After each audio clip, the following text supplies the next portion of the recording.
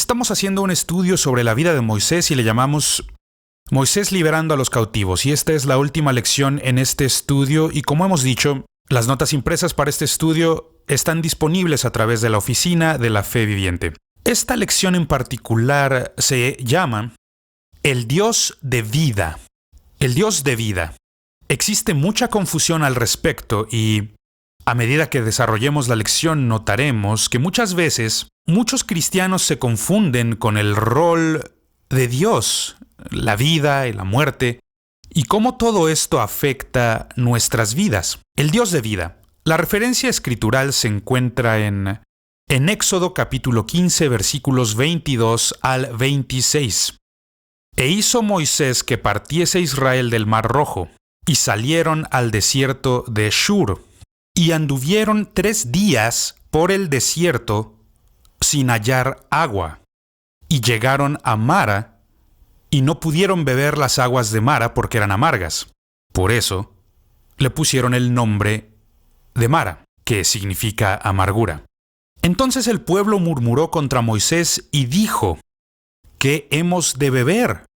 Y Moisés clamó al Señor, y el Señor le mostró un árbol, y lo echó en las aguas, y las aguas se endulzaron. Allí les dio estatutos y ordenanzas, y allí los probó, y dijo: si oyeres atentamente la voz del Señor tu Dios, e hicieres lo recto delante de sus ojos, y dieres oído a sus mandamientos, y guardares todos sus estatutos, ninguna enfermedad de las que envié a los egipcios te enviaré a ti, porque yo soy el Señor, tu sanador. ¡Qué gran revelación la que les ha dado el Señor! El problema de los israelitas es que han salido de Egipto, pero Egipto no ha salido de ellos. Sigue en sus mentes, en su pensamiento. Entonces ellos piensan que Dios es igual al Faraón, pero no puede hacerse tal comparación. Y físicamente están sanos, físicamente se encuentran muy bien, pero mentalmente continúan pensando como esclavos, continúan en ataduras, y ellos no pueden entender que Dios no es un Dios de los muertos, Él es un Dios de los vivos. Todo por esta vida de esclavitud que han experimentado. Esta vida de esclavitud que ató sus pensamientos y tienen los pensamientos incorrectos acerca de Dios y sobre la vida. Y la tragedia es que muchos cristianos siguen siendo de esta manera. Y la manera en que sabemos que ellos seguían mentalmente atados es que cada vez que surgía un problema, lo primero que siempre hacían era quejarse. No hablo de ustedes, estoy hablando de los israelitas. Que Dios nos ayude a no ser unos quejumbrosos. Que Dios nos ayude a no caer en esta trampa. ¿Por qué? Porque habían aprendido a quejarse, siendo esclavos en Egipto. Cuando eran esclavos en Egipto, ellos se quejaban de todo, cuando en realidad les hubiera encantado atacar y asesinar al faraón. No pueden hacerlo, así que se quejan de sus problemas y se quejan de sus dificultades, y que Dios nos ayude a no ser quejumbrosos, sino a ser adoradores, adorando y creyéndole a Dios. Quiero dividir esta lección en 3 puntos principales. La primera parte de la que quiero hablar son las aguas de muerte. Las aguas de muerte. Había sido Dios quien los había llevado a este punto. Dios los había guiado por 3 días a través del desierto, sin agua. Dios los guía a través de esta tierra caliente y desolada. ¿Por qué Dios haría esto? Porque es otra prueba para su fe. Y Dios tiene el derecho de probar nuestra fe para ver qué es lo que hay en nuestro corazón. En Éxodo capítulo 13, versículo 17 dice: y luego que Faraón dejó ir al pueblo, Dios no los llevó por el camino de la tierra de los filisteos, que estaba cerca. Este era un camino más corto a Canaán, cruzando la tierra filistea. Porque dijo Dios: para que no se arrepienta el pueblo para que no se arrepienta el pueblo cuando vea la guerra y se vuelva a Egipto. Fue Dios quien los había guiado hasta allá. Fue Dios quien los había guiado a este lugar, al desierto. Y la razón de esto es que Dios conoce a los israelitas. No estaban preparados para las batallas en Canaán. No estaban listos para librar estas batallas en contra de las tribus canaanitas que regían en esa tierra. Por lo tanto, Dios los guía a través del desierto, si bien este es un camino más largo. Toma un poco más de tiempo llegar hasta allá. Y los guía por este camino. Pero los obstáculos son obvios. Cruzar un desierto infértil donde no hay mucha agua. Y la razón para todo esto es que Dios les está enseñando acerca de cómo vivir una vida de fe. Y tienen mucho que aprender de esta vida de fe. La verdad es que sus corazones estaban llenos de amargura. Y ni siquiera lo saben. Ni siquiera se dan cuenta de qué hay en su corazón. Yo creo que había más amargura en su corazón de la que había en las aguas. Pero Dios usa un objeto natural para enseñarles una lección, para enseñarles sobre su propio corazón. Y al día de hoy hace lo mismo con nosotros. Nos lleva por situaciones que revelan ciertas cosas en nosotros que ni siquiera sabíamos que estaban ahí. Así que Dios usa una situación física para revelar la condición espiritual de sus corazones, la amargura que está en su interior. Cuando Dios les lleva hacia las aguas de Mara, descubren por qué se llaman Mara. Se llaman así porque son aguas amargas y no pueden beber de estas aguas porque no se puede, son muy amargas. Lo que Dios les está enseñando es que hay amargura en sus corazones. Sus corazones están más amargos que las aguas y necesitas tratar con esto. Y la manera en que Dios trató con esto fue mediante la cruz. Lo llevas todo a la cruz. Dios le mostró a Moisés un árbol y este árbol es una ilustración de la cruz. Ahora, el razonamiento para toda esta amargura es la esclavitud en Egipto. ¿Recuerdas las hierbas amargas que comieron y el servicio que celebraron en esa noche? Las hierbas amargas representaban la amargura y los años de esclavitud. Y ellos están llenos de amargura. Ellos piensan que Dios es igual que el faraón. Entonces, como esclavos, ellos no podían cambiar sus circunstancias, por lo tanto aprendieron a quejarse y quejarse. Se quejaban de absolutamente todo. Y ahora, Faraón ya está muerto, pero tienen un nuevo amo. Y ellos piensan que Dios es igual que Faraón. Ellos piensan que Dios es un capataz duro, un amo duro. Y no se dan cuenta de cuánto Dios les ama. Todo lo que han visto de Dios es el juicio que había traído sobre Egipto. Recordaban cómo es que Dios había destruido a los ídolos de Egipto y demostró que no eran nada. Eso es lo que recuerdan. Recuerdan los juicios. Y gracias a esto, piensan que Dios es un asesino como Faraón. Dios no es un asesino, amigo. Dios es el Dios de la vida.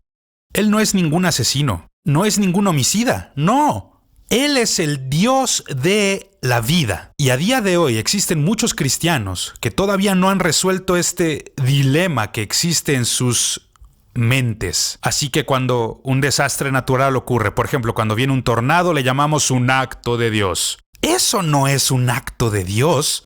Dios no es ningún destructor. Él es el Dios de la vida abundante. Pero es la confusión que tenemos al confundir a Dios con el faraón. La Biblia nos dice con mucha claridad, Dios no encuentra deleite en la muerte del impío. Esto podemos leerlo con el profeta Ezequiel. Ezequiel capítulo 33 versículo 11 dice así: Diles, vivo yo, dice el Señor, que no quiero la muerte del impío, sino que se vuelva el impío de su camino y que viva. Volveos, volveos de vuestros malos caminos. ¿Por qué moriréis, oh casa de Israel? Aquí el profeta lo ha declarado con toda claridad. Dios no se deleita en la muerte de los impíos, no, sino que Él quiere que se arrepientan y que reciban vida. Y en el Nuevo Testamento, el apóstol Pedro habla al respecto. Segunda de Pedro, capítulo 3, verso 9.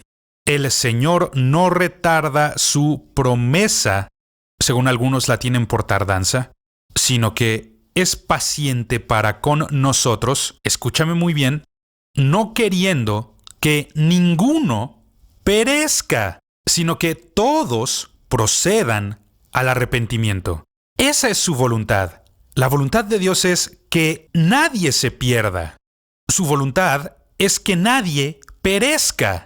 Ahora, existen algunos estudiosos de la Biblia y teólogos que piensan que Dios ha condenado a las masas a la destrucción eterna. Y yo no estoy de acuerdo. No estoy de acuerdo para nada. Dios no es un Dios de la muerte. Él es el Dios de la vida. Él no es un Dios de condenación. Él es un Dios de bendiciones. Y tienes que grabarte esto bien en tu pensamiento. La verdad es que Dios hubiera preferido salvar a los egipcios, no destruirlos.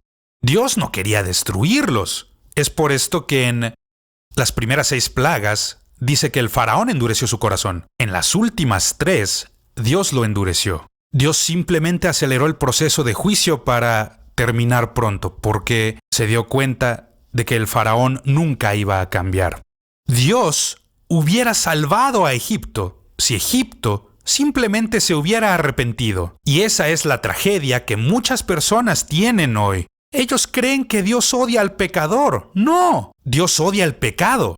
Pero Él no odia al pecador. Dios ama al pecador. Jesús es el amigo de los pecadores. Gracias a Dios que así es. De no haber sido amigo de pecadores, nunca habría sido mi amigo. Porque exactamente eso es lo que yo fui. La segunda parte que quiero mencionar en esta lección es lo que yo llamo el árbol de vida. El árbol de vida. Eso fue lo que Dios le mostró a Moisés, y él cortó el árbol, echó el árbol al agua y las aguas se endulzaron. Me parece interesante que los doctores estimen que el 75% de la enfermedad es causada por malas actitudes mentales. Ahora, yo no soy ningún médico, solo puedo repetirles lo que he estudiado y lo que he investigado. No tengo la exactitud para decirles cómo pueden estimar esto, pero estos son sus estimados, que el 75% de la enfermedad es causada por malas actitudes mentales. Así que Dios toma este momento donde tienen las aguas amargas, la amargura que se encuentra en el agua, para enseñarles una lección. La lección es: yo soy un doctor, no soy ningún asesino. Vaya, ojalá todos pudieran entenderlo. Aún hoy hay mucha gente que sí, mencionan mucho a Dios y hablan mucho de Dios, pero solo mencionan su nombre como maldiciendo, mencionan su nombre en vano. Escucha, amigo, no conoces a Dios, porque Dios no es un Dios de maldiciones. Dios es un Dios de vida. Él es un doctor. Él no es un asesino. Entonces Dios se revela a sí mismo a ellos y da uno de los nombres con los que lo conocemos, los diferentes nombres de Jehová, y este es Jehová Rafa. Jehová Rafa, y significa: yo soy el Señor, tu sanador. Yo soy el Señor quien te sana. Yo soy el doctor. Yo no soy un homicida. Él es el Dios de la vida. Él no es el Dios de la muerte. Ahora, recuerdo algo que pasó hace muchos años y un hombre se acercó para hacerme una pregunta. Su hijo estaba con él y preguntó: ¿para quién trabaja el ángel de la muerte? ¿Trabaja para Dios o para el diablo? ¡Qué buena pregunta! Buena pregunta. Especialmente para un niño, eso demuestra que piensa. Jesús lo responde en Juan capítulo 10, versículo 10, que dice: el ladrón no viene sino para hurtar y matar y destruir.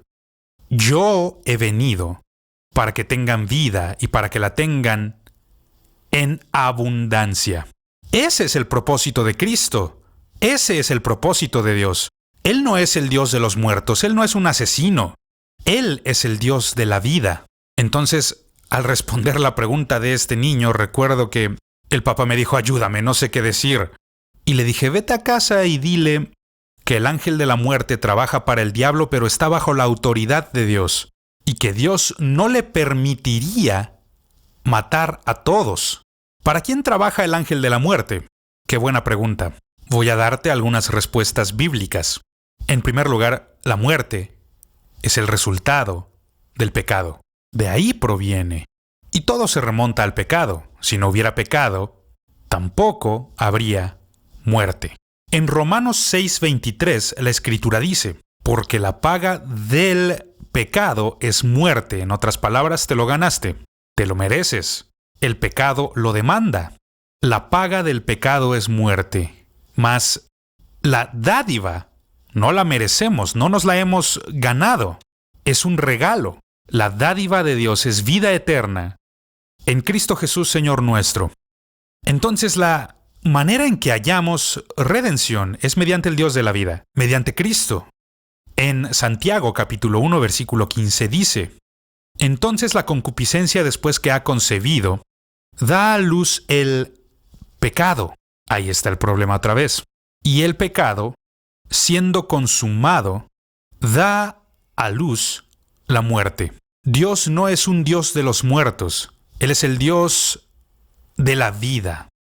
La segunda cosa que veo respecto de la muerte es que la muerte no es nuestro amigo. La muerte es un enemigo.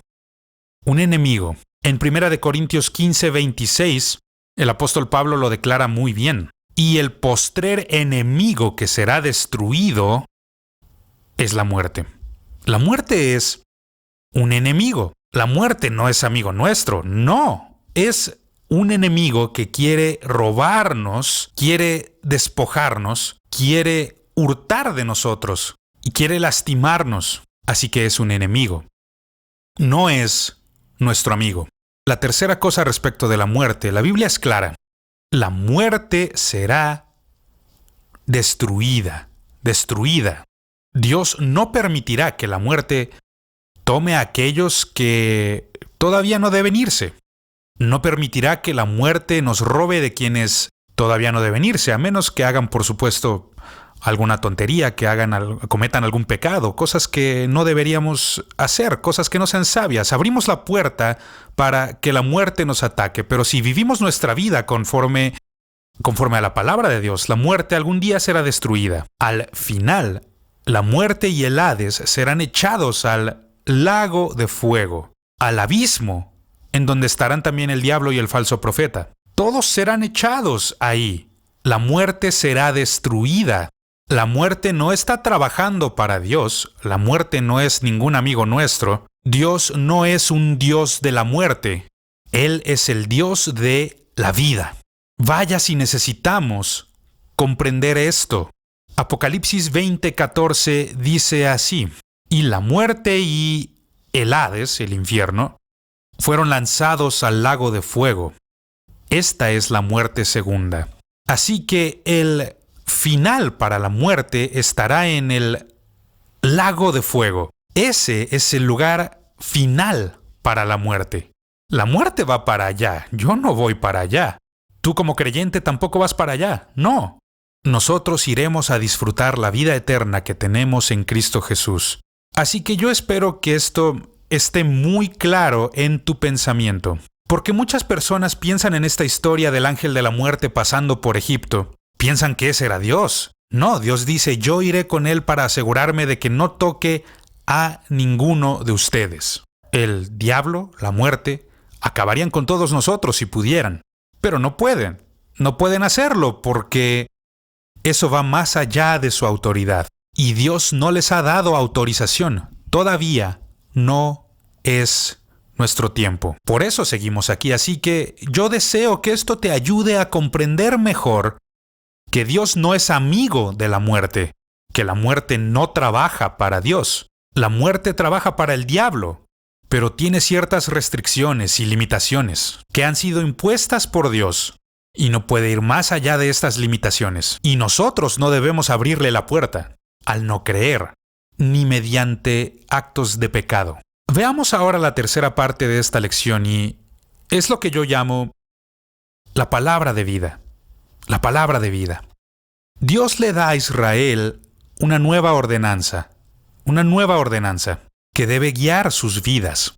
Él dice, si guardan mi palabra, entonces yo no permitiré, yo no dejaré que las enfermedades de Egipto caigan sobre ustedes. De nuevo, es aquí donde surge confusión. Mucha gente confunde lo siguiente. Cuando dice que las enfermedades de Egipto no descenderán sobre ustedes, la palabra se traduciría mejor como yo no permitiré, yo no dejaré que estas enfermedades vengan sobre ustedes, porque Dios no es un Dios de la muerte. Dios no es un Dios de enfermedades. Dios tampoco es un Dios de plagas. Él es un Dios de vida. Y Él dice, si guardan mis mandamientos, si ustedes guardan mi palabra, yo no permitiré que ninguna de estas enfermedades caiga en ustedes. Las enfermedades de los egipcios. Lo que Dios intenta enseñarles es, yo soy un buen Dios, pero un israelita rebelde es tan malo como un rebelde egipcio. Porque tenemos a un nuevo Señor en nuestra vida. Pero como Dios es un buen Dios, su gracia no nos da la autorización o licencia para vivir sin ley. No nos da la autorización para hacer lo que se nos pegue la gana. Alguna vez escuché a alguien decir, la voluntad de Dios es lo que tú quieras hacer. Eso no es verdad. Eso no es cierto. Dios establece con claridad cuál es su voluntad para nosotros y cómo debemos andar y vivir en ella. Entonces, la rebelión, vivir sin ley, no es de Dios. En Gálatas capítulo 5, versículo 13 dice, hablando de las libertades que hemos recibido, porque vosotros, hermanos, a libertad fuisteis llamados. Solamente no uséis la libertad como ocasión para la carne, sino servíos por amor los unos a los otros. Porque el límite de la gracia es el amor. El amor. Y mientras caminemos en el amor del Señor, estaremos caminando en su voluntad. Pero si escogemos rebelarnos contra Dios, entonces sufriremos las consecuencias. No es la voluntad de Dios que ninguno perezca. ¿Y por qué perecen entonces? Porque rechazan la verdad de Dios. Alguna vez alguien le preguntó algo a Billy Graham, y la pregunta fue esta. Si Dios es un buen Dios, ¿cómo es que puede permitir tanto sufrimiento en este mundo? Y él contestó, no, espera un momento, solo un momento. Si el jabón es tan abundante porque hay gente que está tan sucia, todo se reduce a nuestra elección. Si escogemos rebelarnos, sufriremos las consecuencias. No debemos culpar a Dios por nuestras decisiones, por lo que hicimos. Fue nuestra decisión, nuestra elección. No porque haya sido un deseo de Dios. Dios no nos ha condenado a la destrucción. No, Él es el Dios de la vida eterna. Y a través de Jesucristo, Él ha abierto la puerta para que todo aquel que en Él cree no se pierda, mas tenga vida eterna. Dios ha abierto esa oportunidad para nosotros. Y si tan solo nosotros lo aceptamos y recibimos, podremos recibir la vida eterna de Dios. Si lo rechazamos, no quedará absolutamente nada más que juicio. No queda nada más. Hemos rechazado al Dios de la vida. Hemos escogido la muerte. Hemos rechazado al Dios de la gracia. Y hemos escogido la destrucción. ¿Me estoy dando a entender? No es la culpa de Dios. No fue culpa de Dios que Egipto terminara destruido. No fue voluntad de Dios. Dios quiso darles la oportunidad para arrepentirse. Dios les dio oportunidad tras oportunidad, 10 veces. Y aun si les hubiera dado 1000 oportunidades, era un problema del corazón, escogiendo lo equivocado. Era el faraón el culpable, no Dios. Como cristianos, seguimos teniendo un Señor, pero es un buen Señor. Él no es como el faraón. Él no es un capataz duro y brutal. Él no es un amo duro. Él es un buen Señor, un buen Dios. Y cuando llegamos a comprenderlo, que Él es un buen Dios, como dijo el profeta, escoge la vida, escoge la vida. Deberíamos hacerlo así siempre, porque Dios quiere lo mejor para nosotros. Siempre ha sido así. Y en esta vida, nosotros tratamos con más de una voluntad. está la nuestra, y está la de Dios, y también está la de Satanás, el diablo. Alguien dijo muy bien que Dios vota en tu favor. El diablo siempre vota en tu contra. Y tú tienes que emitir el voto ganador. Vaya si es verdad. El más grande poder que Dios nos ha dado es el poder de elegir. Y yo quiero retarte. Escoge la vida. Escoge la vida. Escoge al Dios de la vida. De eso se trata la cruz. Para ti y para mí la cruz se ha vuelto el árbol de la vida. El árbol de la vida. Así como Dios le mostró un árbol a Moisés, y cuando cortó este árbol y lo echó a las aguas, éstas se endulzaron. Y yo te prometo lo mismo. Haz de Cristo el centro de tu vida. Escoge a Cristo, y cuando lo escojas, habrás escogido la vida. Él no es ningún Dios de muertos. Él es un Dios de los vivos. Así que yo espero que esta lección haya ayudado a que clarifiques este pensamiento, a comprender y a elegir al buen Señor, el Dios de la vida, porque es Él quien nos ama a ti y a mí, y quien nos ofrece la vida eterna.